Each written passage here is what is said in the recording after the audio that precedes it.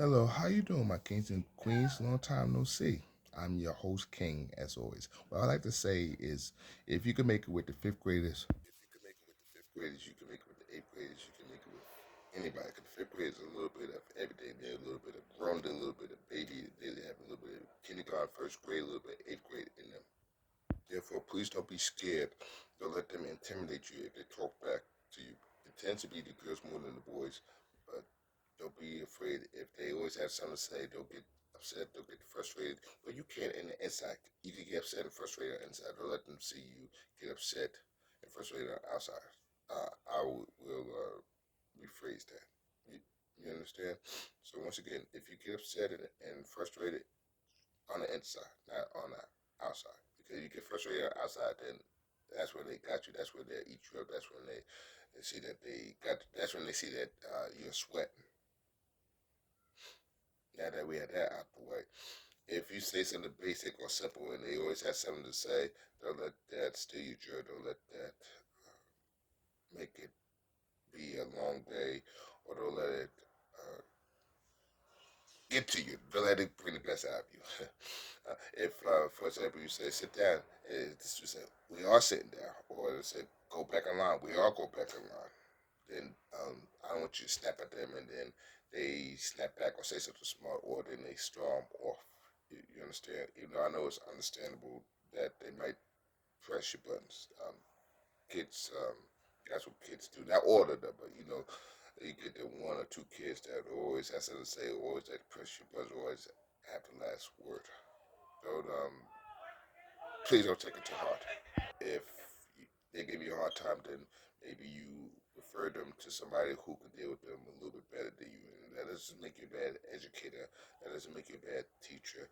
You just sometimes might need additional help, especially if you're in a room full of 25 kids on your own. It happens the, to the best of us. But getting back on task, what I want to say is you be creative, you show your personality. You can be friendly without being that friend. You understand? What I mean by you can be friendly. You can say hello, call them by their names, saying how is their day going. You give them a high five, you give them a pound because that's what the kids look for. They're looking for approval, even the tough ones too. So even the tough ones are teachable and coachable too. You just gotta know how to reach their soft spot or their kid spot. Even though they might have that tough exterior, it seems as if you can't say anything to them without them always say something to. And even if they come across a little aggressive to me, I say, hey, you just speak all mean to me. I'm not speaking mean to you. You said, hey, you don't have to speak all mean to me, or you don't have to beat me up. I didn't do anything. I'm trying to help you, and take it from there. Or you can say you speak tough, but you don't have to speak mean to me all the time. Don't be afraid of saying that too, even if they have something to say. And another thing too is with the kids, even if it look like they're not gonna listen, tell them anyway. You'll be surprised. What I mean by that is don't be afraid of telling them to take their hoodies off, or take their headphones off, or to stop cursing, or to get away from the door. I know those basic stuff, even with defied, the rebellious, and some students, it seems as if it might go in one ear out the other, but you gotta show confidence, show conviction, be consistent with it too. So even if they don't listen to you, not now, but eventually they will. You just gotta show that you're not scared. You basically showing them that you are not afraid of being the adult here. Don't let them be the adult where they talk you and um, make you be afraid to tell them what to do. Where they do what they want to do and take over the class. That's when you make them be the adult, and they can't handle that. You can. You understand? You're the adult. They're the child. So you got to put them in, keep them in a child's place. Even the difficult or rebellious or defiant one or the rambunctious one. Excuse me, with my stomach stuff. But this is real serious. I say this is crucial for your development because you got to eat, you got bills to pay. Don't let them scare you out to school. Where you're going from school to school, this is worse than church hopping. If the pastor says something that you didn't like, or God's people says something that you didn't like, now you go from church to church. But once again, with school hopping, you go to school, and you can be permanent, but then said you can't hop to school anymore. You can't transfer to school anymore. It's either this school or you quarter another career. See, because then the educators, superintendents may see, and then they may deny your request, and you stuck with the student. Then I want the students to make your life miserable or your school career miserable. They don't have to. And that brings me to my next point. Um, Dealing with tier one, tier two, tier three behavior. Tier one is you tell the student something, they either ignore you or they correct you all the time. That's not really a big deal. You just take points off.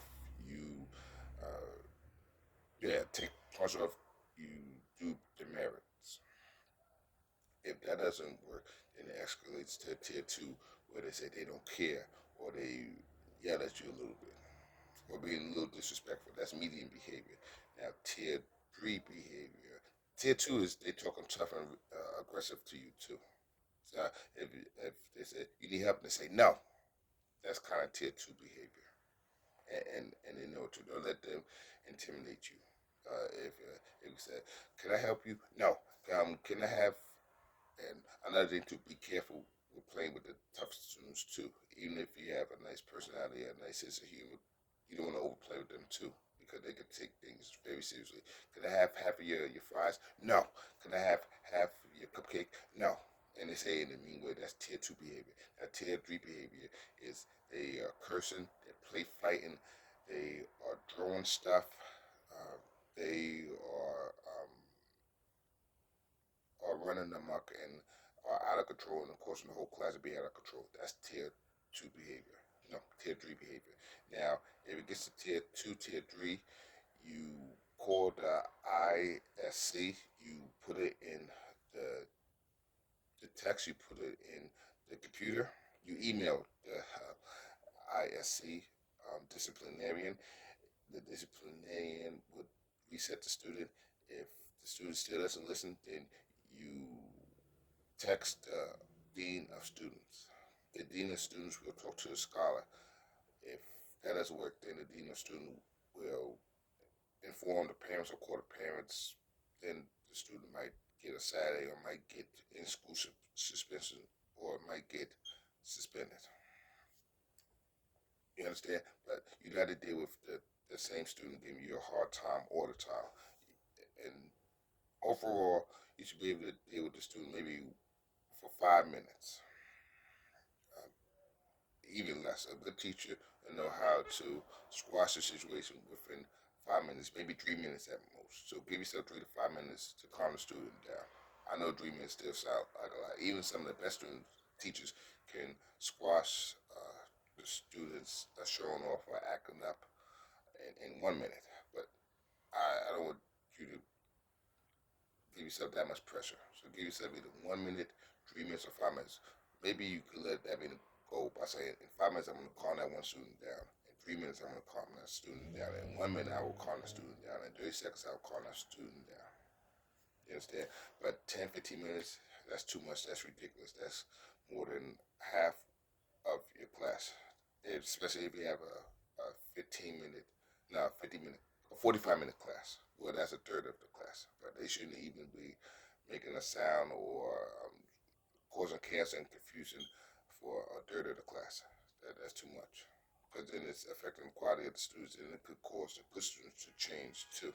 That's something to keep in mind as well. And another thing too is with the fifth graders or the eighth graders, they'll be afraid of them getting upset if you tell them something, tell them what to do. They'll be afraid if they say they don't care. You say, didn't care. You so busy caring so much. How about you give care a try?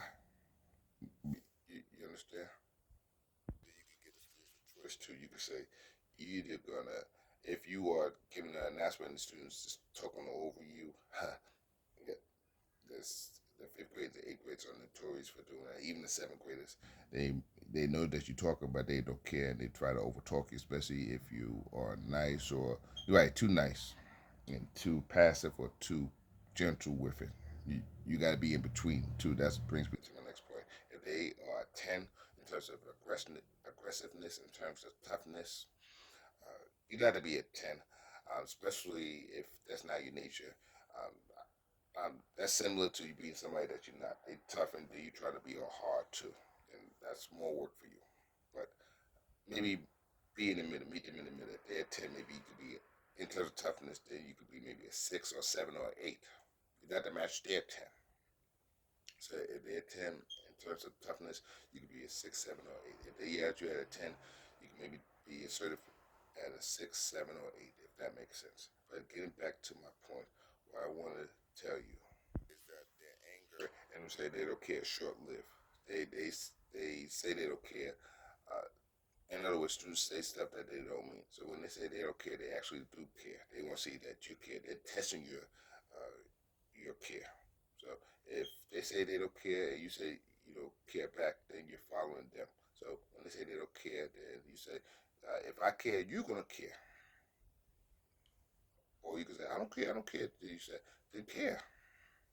You understand? I know you gotta be careful with what I just said. It's just a example. The reason I demonstrated that example to show them that they didn't steal your joy, and that they didn't get the best of you, and that they can't bring you down, that they can't break you. You find a way to reword it any way you see fit. That's gonna help you, because sometimes when you take the students saying they don't catch a heart, then it's as if they are draining you. They're taking your momentum. They're taking your confidence. They're taking your power away. So that's why I say to be witty with it, to be dramatic with it. It's similar to a lady saying no, but you have a witty, dramatic response. It's the same thing. You know, I always tell you, kids and ladies are the same thing. I'll say that to the day I die, to the day I stay fly. Okay, but getting back on task, don't be afraid of the students being mad or say that they don't care. Because if you take the students saying they don't care literally, they got you. If you take the students getting upset, they got you. You might as well give them the lesson plan. It's as if you're putting the emphasis on they not caring instead of putting the emphasis on their education, instead of their success, instead of their score, test scores, instead of their well-being. You understand?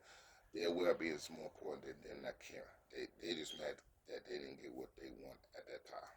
But once they cool off or cool drink, and you can say cool drink, and then they say Kool-Aid. And that brings me to another thing too. Don't care if they want to change things and say, "Oh, that's corny," or "That's boring." We're not doing that. Don't flinch, or don't get shocked with that. Don't get phased or discouraged. If they say, "Oh, we're not doing it," or "That's boring," or "That's lousy," try it anyway. Remember, it's all about consistency. With the fifth graders, the eighth graders, the seventh graders, the sixth graders, it's all about consistency. Consistency with that. But say we say hands up, and they say Michael Jordan, and they say no Michael Jordan. Don't just stop for the rest of the year. You try again the next day. Hands up, Michael Jordan. Then they'll start catching on to it. Or if they still say no Michael Jordan, then you can say hands up this student, hands up that student. You call them by their name. Hands up this student. Then you can turn it into the attendance game, and then you could pass the ball to the student to say their name. Make it fun, make it educational, make it interesting. So you can say, hands up, what's my name? Hands up, what's her name? Hands up, what's his name? If the student said this is cool, you say, well, you had a turn. We gotta make sure all the students get a turn. This is an icebreaker. This is how we do the icebreaker. Then you do one, two, three, or odds on me. And the student says Tupac. Then you ask the student which one do they like better, the hands up Michael Jordan or the one, two, three, or odds on me, Tupac. And then you could say, you know that it was 27 years since Tupac passed away, went to heaven. That's why I do the one, two, three, or odds on me. So you gotta pick which one you like better. Thumbs up for hands up Michael Jordan, or thumbs up for one, two, three, or odds on me, Tupac. And if the student says no Tupac, they can say one, two, three, or odds on me. What's my name? One, two, three, odds on me. What's her name? One, two, three, or odds on what's the student name? You could you could do the one, two, three, or odds on this student, and hands up for this student in the same class, or you could do it. You could do hands up for the student one day, and one, two, three is our odds on the student the next day. It's up to you. But that will help kill time. And another thing too is when you line them up, you could do a trivia game if the students have to wait in line for 5 or 10 minutes. But you got be smart with it too, because if the students are tired, if their foot is hurting, then they may not want to do it and say, "Oh, I'm not doing it." So you gotta make the lineup Jeopardy game fun. You could say, what is 10 times 10? What's 12 times 12? What is 13 times 13? Get them two or three trivias as an experiment, as a trial in error. But don't expect them to cooperate or participate. If you have 10 or 12 questions, why, why they line up? Because I know we ask a lot for the kids, but we gotta be realistic though. That's similar to you line them up and you expect them to take a spelling test, as if you are lining them up and you expect them to take a SAT test, or you line them up and expect them to take a math test. So get them a little quiz, a little fun pop quiz, and if they comply, then maybe you could get them a little gift. Maybe you could give them a wristband, or maybe you could give them Pokemon cards, or maybe you could get them a sticker. But if you want to get them candy, you can. But uh, I recommend that you bribe them with candy or get them candy as a very last resort, because you get them candy, that's when they get hyper, and the parents might get upset too. I'm back. I know you know you're back. Okay, let me get back to my point. What I would like to say too is you can do what's in my bag game. What's in my basketball bag game. So what you do is you pass the bag to each student, but the student will have to read the word. When they read the word, they can pick the bag. They can pick the student who they pass the bag to. It doesn't have to be reading per se. It could be with math. It could be with trivia questions. It could be with social studies questions. It could be basketball questions. You could have 50 questions, but the students don't have to do 50 questions. That might be too much for them. But another thing too is if you don't have a lesson plan for the students for social studies or science or Korean or math or ELA, you can have 100 questions, and you could pick at least 10 or 12 of the 100 questions. In other words, you always have marathon work to give the kids, whether it's the fifth grade, the sixth grade, seventh grade, or eighth grade. I have at least 100, maybe 125, even if it's for the honor students, whether it's the fifth grade honors, sixth grade honors, seventh grade honors, or eighth grade honors. You always have uh, enough work to give to the students to keep them busy. You understand? Because the reason I say have at least 125 questions for the students, it'll be similar to having another teacher in the classroom, and the principal throws you in a classroom with the students unexpectedly, and you didn't expect to be with that student. You got to be ready for everything uh, now and then. But getting back to what I was saying, if students are in a class and they have tough time with particular words, or they're afraid of reading because they don't want to sound out the words incorrectly, you can have a sticker, two-sided sticker. On one side, it's how the word is pronounced, and the other side is the picture of the word, the picture clue of how to say the word. The picture clue could be the syllabification of the word. So, for example, it could be onomatopoeia. Then you have a picture of of onomatopoeia being broken down into 5 syllables. So maybe you could have a picture of on button, then a picture of my, a picture of P, not the number one, a picture of on no my P. So you have a picture of on, a picture of no, a picture of P. Yeah, well, I keep on getting it mixed up. So a picture of on, a picture of on my P. I know the numbers of syllables of onomatopoeia. It's just the picture part. You have to do the math to create a picture of how onomatopoeia would look like to give the kids visual clues, because they're visual. The kids might have a hard time with reading certain words, might be visual learners. So you have to create visual clues for the kids. So that on one side, you'll break down the word in the syllable form, and then the next part, you'll have the different pictures in syllable form. It's genius, isn't it? Excuse me if a minute ago I was a little discombobulated with it because you put me on the spot, put me on the hot seat. But next time I will give you a visual clue of what I'm saying with the word onomatopoeia or hypothesis or photosynthesis or tachyria or Kinsey and Neura or what's another word that the kids ought to know or commodity or what's or Anya Hanse Oi. Anya Hanse O. I say Hoi. I'm saying hello in Korean or Kansamida. All right, I'm not gonna torture you with the 100 common words that students or readers ought to know. I can, but I won't with time due to time saves purposes. You're welcome. Once again, you be firm with the students, you be assertive with the students, but try not to out tough the students because the students it might be pertaining to the environment that they're raised and they may issue that as a challenge. And I don't want the students to try to challenge you every day for the next 180 days or 170 days of the year.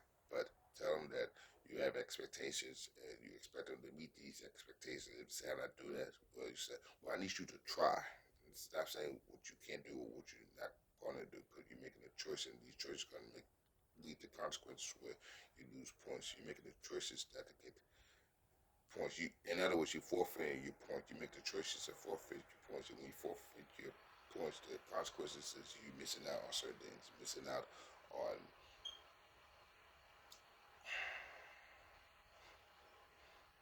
recess, field trips, movies, specials. You have to break it down even to the tough students. Don't be afraid if they have something to say. At least they know because then you don't want them to make excuses by saying, "Well, you didn't tell me," and you tell them about top one behavior, top two behavior. No, tier one behavior, tier two behavior, tier three behavior. You really have to explain to the fifth grades. If you want to, you can briefly explain it in layman's terms and make it simple for them to understand. With the eighth graders, you can explain now this is top, tier one behavior, tier two behavior, tier three behavior. You remember as a summary, tier one behavior is them ignoring you when you tell them to do something. Take off their hoodies, take off their headphones, sit correctly, get away from the door, but they still do what they want to do. Tier two behavior is they either yell at you or they say no in a mean way, or they talk back to you or they say they don't care. Tier three is them cursing at you, is students play fighting, students being violent, picking up stuff, throwing stuff. That's tier three behavior, extreme behavior. Well, another thing too is please don't be afraid of resetting to get the students to respect you too. Oh, if you want to do something nice for the students, give them pencils, give the students Pokemon cards, and they say, "Oh, I don't like this," or "I don't like Pokemon." If they say that in a grown, tough way, once again, get upset in the inside, frustrated on the inside, but now on the outside, where it's you're ungrateful students, even though it might be true to a certain degree, but be professional by saying you get what you get, you don't get upset, just as it is what it is, and you respect the crib. Or you can say it is what it is, and you respect the whiz, or you respect the biz. Okay, but seriously though, oh yeah, another thing too is if the students use profanity, you know how I am about profanity. So you use your personality without using the profanity. Personality or profanity. In other words, you can say your personality is so big you don't need profanity. Profanity. Y'all all have great personalities. You all have sense of humor. Y'all don't need to use profanity to be funny. You don't need profanity to be cool. You don't need profanity to be confident. That's a very last resort. That's not. It's unnecessary. It's redundant. It's not even in the vocabulary. Profanity is not even in the dictionary. Did you know that? You don't believe me? Check it out. Let me get a dictionary. So if it's not a dictionary, that doesn't mean you have to use it. That doesn't mean it means that you shouldn't use it. You don't need it. Since a dictionary doesn't need it, you don't need it. So you see how I'm making a statement. With the fifth grades, once again, if you can make it with them, you can make it with the eighth grades and 12th grades. Treat the fifth grade similar to New York. If you can make it there, you can make it anywhere. And they are, even though some of them, not all of them, may act grown and tough, but they are still quite easy to impress and to please. Meaning, you could do magic tricks with them. You could do the cup song with them. You can do you can do a lot of interesting games that they haven't played before. Red light, green light, the floor is lava. Simon Says. There's so many. Rock paper scissors shoot, or rock paper scissors dragon, or you could play. I said Simon Says. You could play musical chairs. That might be an interesting idea. There's so many games you could play with them. But once again, sometimes you do have to know when to yell at the students. If it's a classroom and you're far away, that's different. But please don't yell at the students individually because they'll feel it more and they're more sensitive. Uh, yeah, they'll take it personal, even if it might be warranted and they might deserve it. But try to yell at the students one on one as a very last resort. You understand? Yelling at the class, that's different. Sometimes the class needed if it's 10 or 12 students doing what they want to do. That's different. But if it's one student, then they might take take that to heart, even if it's a eighth grader too. Avoid yelling at them as a last resort. I mean, excuse me. Save yelling at them as a last resort. Another thing too, if it's gym, if the kids are not listening, fifth graders, even the eighth graders, you can do the sit down game, the quiet game. Even if they say it's old or corny, but you gotta establish order and respect. And they're learning the respect, they learn the consequences, they learn the choices. They make the choice to talk, act out, disrespect the teacher, ignore the teacher. Their consequences is they have to sit for 5 minutes, 10 minutes, 15 minutes, maybe even the whole class, as long as it takes for them to learn to respect you. And they will learn to respect you by saying, oh, this teacher means business. If you don't listen to the teacher, then we're going to sit out for 5, 10, 15 minutes. I want to keep on sitting out for gym. But once again, I keep on saying this to stick to your gun. If the student says, I don't want to do it or I'm not doing it, you say, well, do it anyway or I need you to try it anyway. Don't be afraid of saying that, even if they have something to say.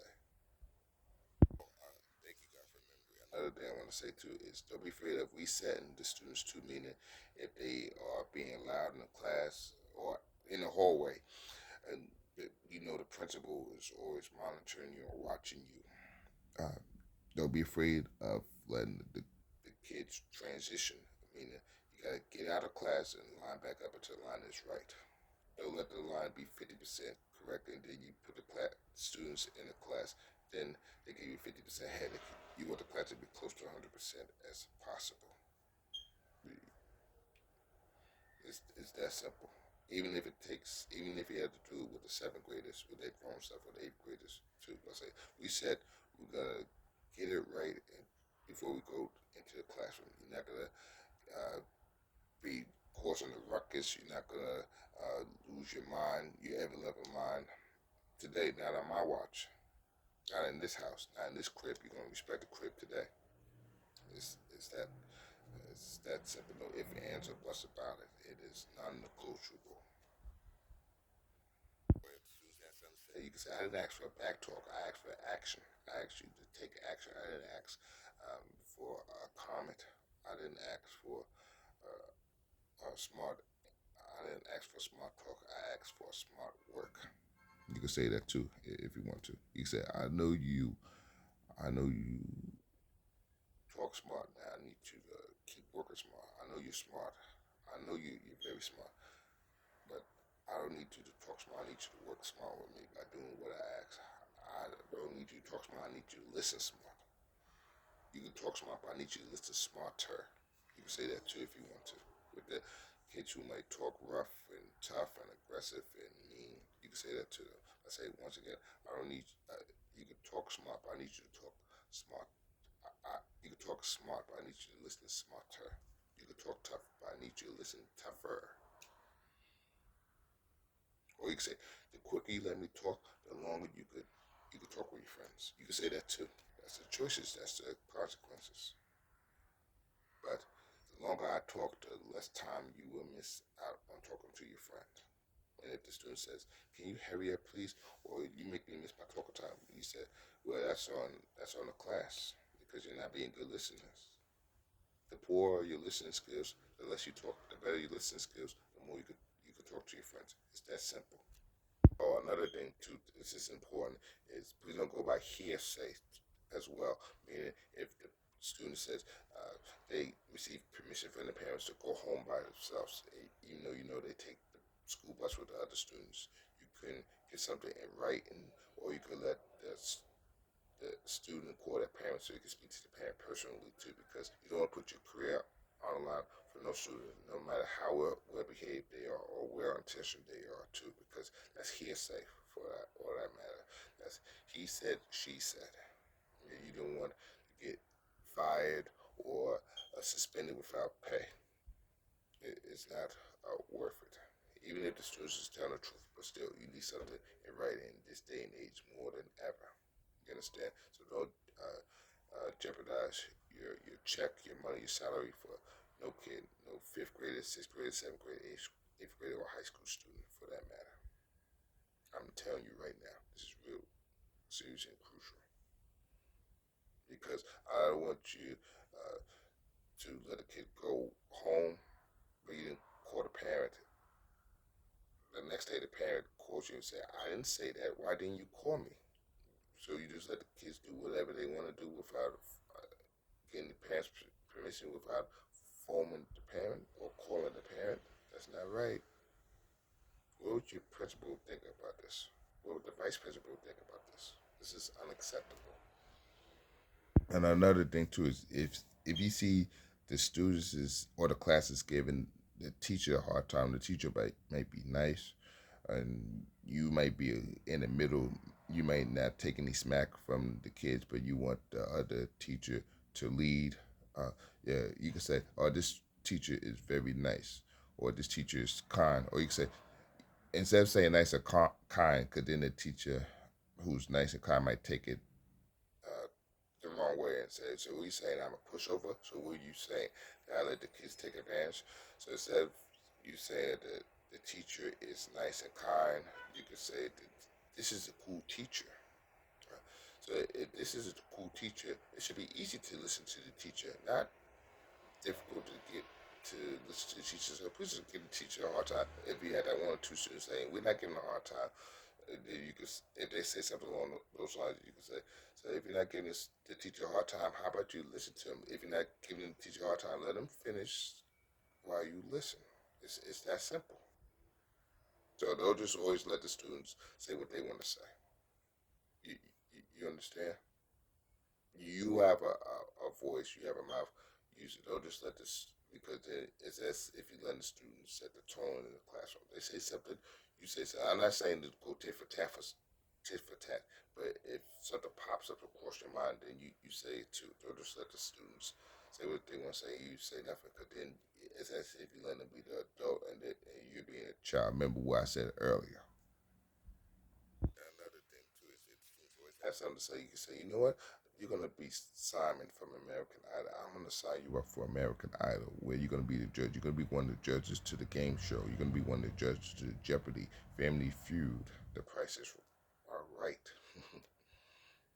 If you try everything in the class is giving you a run for your money, or what you could do is once you can try the 4-7-8 technique. You could try it 4 times before blacking out or passing out. This can help you with so much with mindfulness. This can help you not to have burnout. This can help you to be in the present, to have control when you feel that class is out of control. After you try it, then you let the class try it. You said try the 4-7-8. Breathe for me. Breathe in for 4 counts. Hold for 7. Breathe out for 8. Even if the tough students don't want to do it, you have to focus on the tough students.